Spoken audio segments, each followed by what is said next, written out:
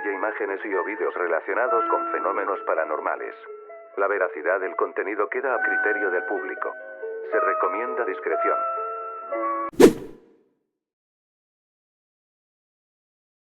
Relatos turbios del IMSS. El turno de la medianoche. Anoche viví una situación verdaderamente aterradora y delicada en el área de urgencias de la Clínica 25 del IMSS, en la CDMX. Mi tía se encontraba internada y, tras finalizar el horario de visita, pasadas las 12 a.m., los enfermeros me pidieron de manera brusca que abandonara el área.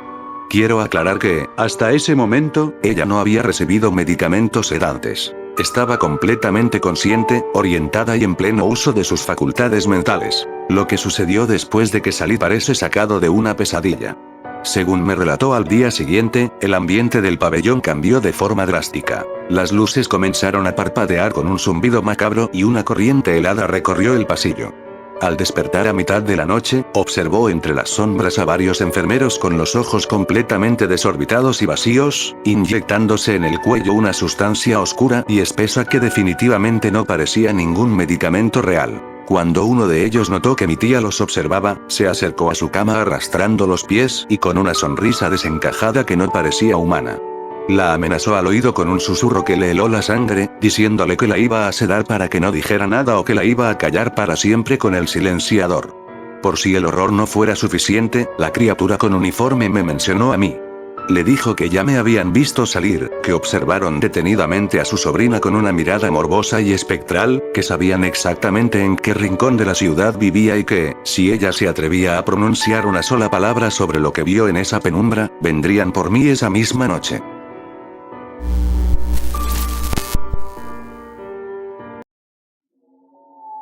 Lo que entra por urgencias. Trabajo en el IMSS y, con el paso de los años, he comprobado algo aterrador. La mayoría de las veces, los familiares mienten muchísimo. O al menos, eso es lo que la mente humana intenta creer para no volverse loca. He visto pacientes llegar con pie diabético, la piel carcomida y negra desde el dedo gordo hasta casi la rodilla, un proceso de putrefacción que tarda meses, y los familiares juran con el rostro pálido que en la mañana amaneció bien. Al principio pensaba que era negligencia, pero después de ver cómo la sombra debajo de esas sábanas parece moverse sola, empecé a dudar. También está la gente que, al no tener derecho a audiencia, ingresa usando los datos de un familiar fallecido. Lo siniestro es cuando el monitor cardíaco empieza a registrar pulso antes de conectar al paciente, o cuando el expediente de un muerto desde 2018 parece firmarse solo en el sistema a medianoche. Y nunca falta el típico: estaba bien, pero aquí me lo mataron, cuando el paciente llega con más de 800 mg/dl de glucosa en sangre, colapsado por una insuficiencia renal que jamás quisieron atender.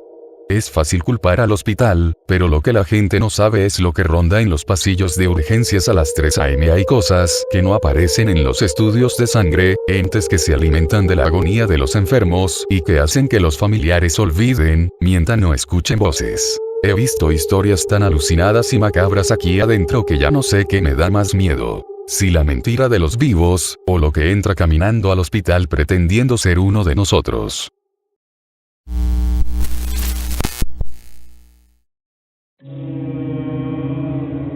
De niño, un dolor punzante en el pie comenzó a impedirme caminar. El dolor no era normal. Por las noches sentía como algo crujía dentro de mi pierna, como si una presencia intentara abrirse paso desde el tuétano. Preocupada, mi madre me llevó al hospital. Tras hacerme unos estudios con placas radiográficas oscuras y borrosas, los médicos dictaminaron con frialdad que era cáncer. Pero la mirada de los doctores no era de compasión, sino de un vacío extraño, como si supieran que lo que crecía en mí no pertenecía a este mundo. Mi madre, guiada por un instinto feroz, se negó a aceptar el diagnóstico. Moviendo cielo y tierra, logró canalizarme a través de una fundación para menores hacia un hospital en Estados Unidos. Allá, los especialistas descubrieron la verdad. No era un tumor maligno, sino un quiste raro incrustado en el hueso. Sin embargo, en las biografías médicas y en las tomografías, la masa tenía una forma anómala, casi orgánica, que parecía reaccionar al tacto. Me sometieron a 3 o 4 cirugías a lo largo de mi infancia para ir retirando poco a poco esa masa que se rehusaba a morir, hasta que finalmente desapareció antes de cumplir los 16 años. Años después, mirando las viejas radiografías del primer hospital, un escalofrío me recorrió la espalda al hacerme la pregunta inevitable. ¿Qué habría pasado si mi madre se hubiera quedado con el diagnóstico del IMSS y me hubiera dejado someter al tratamiento aquí? A veces sueño con ese escenario alternativo. Me veo en una sala helada y en penumbras, siendo sometido a quimioterapias e intervenciones quirúrgicas para arrancar algo que no era un tumor, sino un parásito espectral. De haberme quedado, la radiación solo habría alimentado a la criatura dentro de mi hueso, pudriendo la pierna desde adentro mientras los médicos observaban en silencio cómo la sombra devoraba mi cuerpo por completo. Mi madre no solo me salvó de un error médico, me salvó de ser consumido vivo.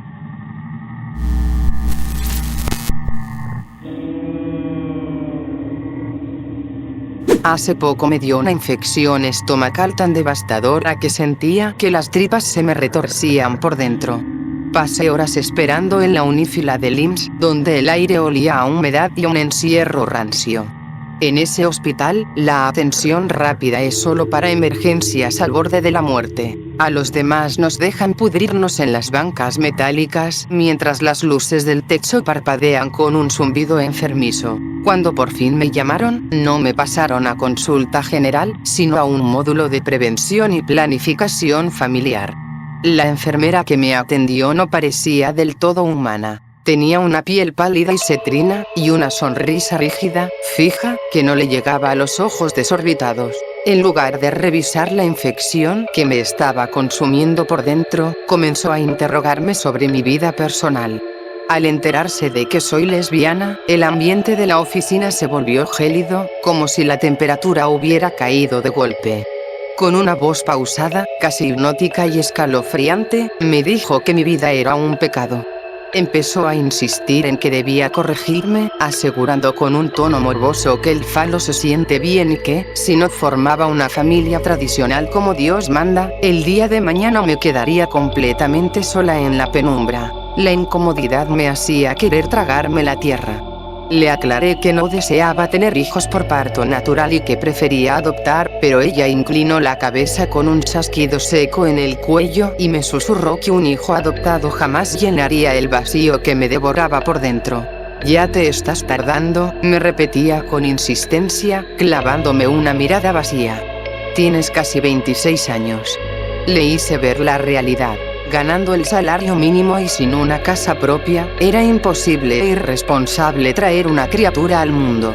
Su respuesta, acompañada de un escalofriante murmullo que parecía resonar en las paredes del consultorio, fue simplemente: «Con esfuerzo, todo se puede». Salí de allí con el estómago revuelto no solo por la infección, sino por la aterradora sensación de haber sido juzgada por algo que no pertenecía a este mundo. Esto me ocurrió apenas hace un mes, pero no es la única experiencia macabra que he vivido en esas salas. En diciembre de 2025, viví en carne propia una negligencia médica aún más oscura, donde yo fui la desafortunada protagonista.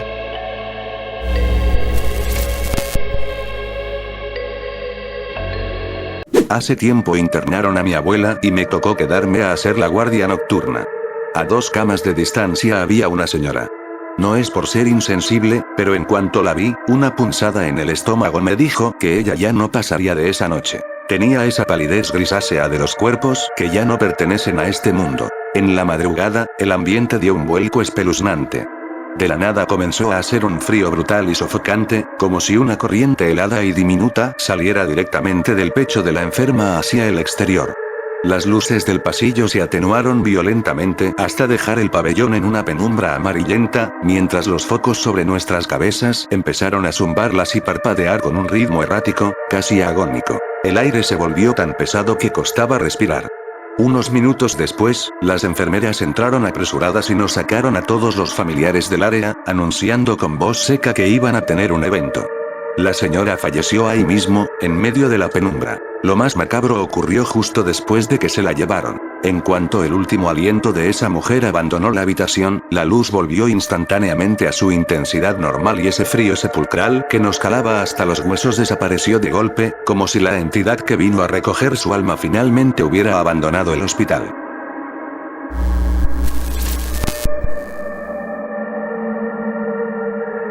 Mi madre fue jefa de enfermería en el IMSS y siempre llegaba a casa con una rabia contenida por la clase de personal con el que tenía que lidiar. Ella siempre fue una mujer entregada en alma a sus pacientes.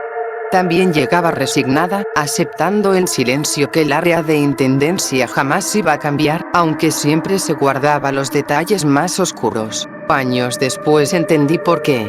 Un amigo mío entró a trabajar a intendencia en el Hospital de la Margarita, aquí en Puebla, y lo que me contó parece sacado de una pesadilla. Para empezar, es técnicamente imposible cumplir con los protocolos de salubridad. A cada trabajador le atiborran tantas salas y pisos que la desinfección es solo una simulación. Pero lo que verdaderamente me heló la sangre fue lo que ocurre en las entrañas del hospital. Me confesó que en los vestidores subterráneos, donde la luz de tubo parpadea y el aire huele a humedad sepulcral, los intendentes pasan las horas consumiendo marihuana y cristal. Decía que en esa penumbra, entre el humo denso y las miradas desorbitadas de los adictos, respiras un ambiente denso, casi demoníaco. Nadie dice nada. Enfermeras, doctores y administrativos pasan de largo agachando la cabeza. Si los miras a los ojos, sientes que no hay nada humano detrás de sus pupilas. El miedo a una venganza es real. Hace poco, 2 intendentes se apuñalaron brutalmente en medio de una riña en esos mismos pasillos. Y es que la Margarita no es un hospital normal, es un hervidero de agonía. Tras el colapso del Hospital San Alejandro en el sismo del 2017, toda la sobrecarga de dolor y muerte cayó sobre este lugar. A mí me tocó vivirlo en carne propia cuando fui a urgencias con un familiar golpeado por una infección devastadora. La saturación era tal que el aire se sentía sofocante y pesado. Tras más de 3 horas sin atención en la frialdad del pasillo, mi familiar no aguantó más y comenzó a convulsionar directamente sobre el piso mugroso, mientras las sombras de los pasillos parecían observar sin un solo rastro de empatía.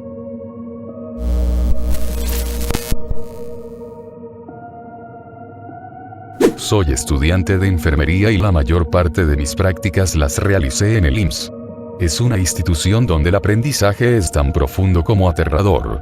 Ves de todo, desde verdaderos profesionales hasta negligencias oscuras, malos tratos y el típico personal que parece alimentar su ego con la humillación ajena. Entre los pasillos descoloridos habitan los llamados dinonurese, personas consumidas por la amargura que disfrutan quebrando a los estudiantes, además de sujetos con intenciones morbosas que acechan a las compañeras como sombras hambrientas. El primer día que crucé las puertas de la clínica, el aire se sentía espeso, cargado de un frío extraño. Yo estaba muy nervioso. Siempre he sido de las personas que aprenden rápido con una sola explicación, pero desde el inicio caí en las garras de un enfermero cuya presencia lava la sangre.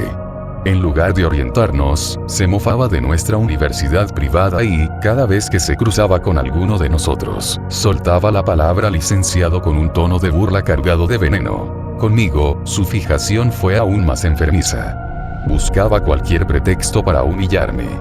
Llegó a decir que yo no sabía lo que era sufrir porque tenía carro, escupiendo sus prejuicios sin conocer las batallas ni los demonios que tuve que vencer para estar ahí. Después me enteré de que le confesó a un compañero que pensaba hacerme la vida imposible y que me traía bien checadito. Nunca le respondí. Le conté la situación a mi hermano y, misteriosamente, la actitud de ese sujeto cambió de golpe. Desde ese día, cada vez que se cruzaba en mi camino, bajaba la mirada como si hubiera visto a un fantasma. Pero no era el único. Estaba también el clásico enfermero depredador que, si veía a una compañera bonita, usaba pretextos profesionales para conseguir su número. Pásame tu contacto para mandarte unos artículos, decía con una sonrisa torcida, mientras en sus ojos se notaba una intención muy distorsionada. Mi experiencia más perturbadora, sin embargo, fue con mi instructor. Una tarde me humilló frente a una paciente por no saber llenar correctamente una hoja de enfermería. Yo había acudido a él buscando guía, pero su reacción fue despótica, haciéndome sentir completamente incompetente. Durante semanas sentí que una energía pesada me sofocaba en su presencia. Era alguien que parecía disfrutar destruir la confianza ajena, hasta que llegó el último turno. Me asignó a cubrir la jornada a su lado y me bombardeó con preguntas clínicas complejas. Respondí cada una con precisión matemática. Al finalizar la guardia, en un rincón en penumbras del pabellón, clavó su mirada en mí y me dijo con una voz helada que jamás olvidaré: nunca dejes que nadie te humille. Vas a ser un buen enfermero, pero jamás permitas que alguien te haga creer que no eres capaz. Se me quebró la garganta y me aguanté las lágrimas. Fue escalofriante recibir la validación de la misma persona que durante meses me había hecho sentir insignificante. Ya puedes retirarte, murmuró, dejándome solo en el pasillo. El horror final ocurrió en urgencias. Me tocó trabajar con una enfermera cuya vibra era casi demoníaca. Me acerqué con respeto a ofrecer mi ayuda y me entregó la hoja de una paciente con dolor pélvico severo. Al valorar los signos vitales, noté la agonía en el rostro de la mujer y registré el diagnóstico correspondiente. En lugar de orientarme, la enfermera comenzó a gritarme con una agresividad insana, como si una furia ajena la hubiera poseído. El ambiente en el consultorio se volvió tan pesado y sofocante que la cabeza me dio vueltas. Sufrí un ataque de ansiedad y me desmayé ahí mismo sobre el suelo frío del servicio. Durante mi estancia no solo presencié la crueldad humana, sino también la ley del mínimo esfuerzo, negligencias desgarradoras y violaciones a protocolos donde la vida de los pacientes pendía de un hilo frente a la indiferencia del personal. Aquellos pasillos me mostraron la cara más oscura de la salud pública, pero también me enseñaron a no dejarme doblegar por ninguna sombra. Y créanme, esto es solo la superficie. En las entrañas del hospital presencié casos de negligencia y eventos en urgencias que desafían la lógica, e historias que todavía no me dejan dormir por las noches.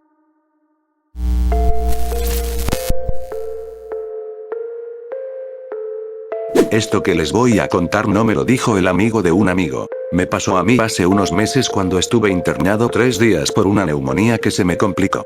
Me tocó en la sala 4 de urgencias del IMSS, un pabellón largo, con olor a cloro viejo y un frío feo que no se te quita ni poniéndote 2 cobijas encima. A mí me acomodaron en la cama 12.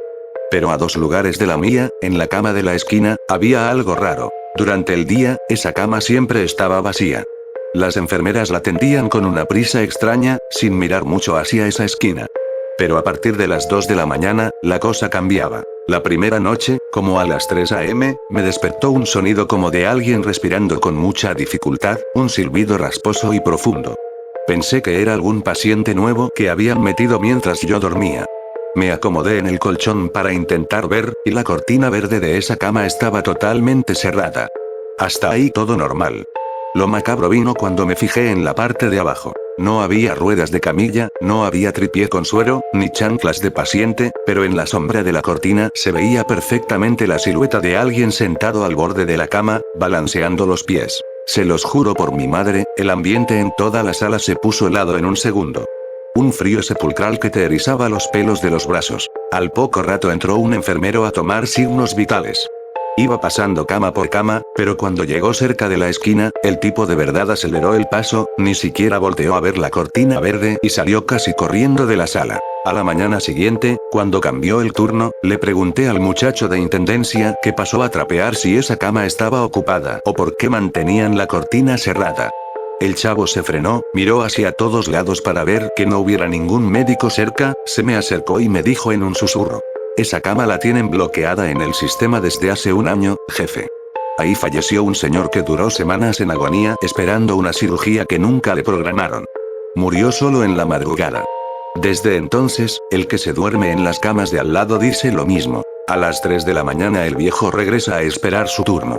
Y hay de ti si abres la cortina, porque si lo miras a la cara, la máquina de tus signos empieza a pitar solo para ti. Esa última noche casi no dormí.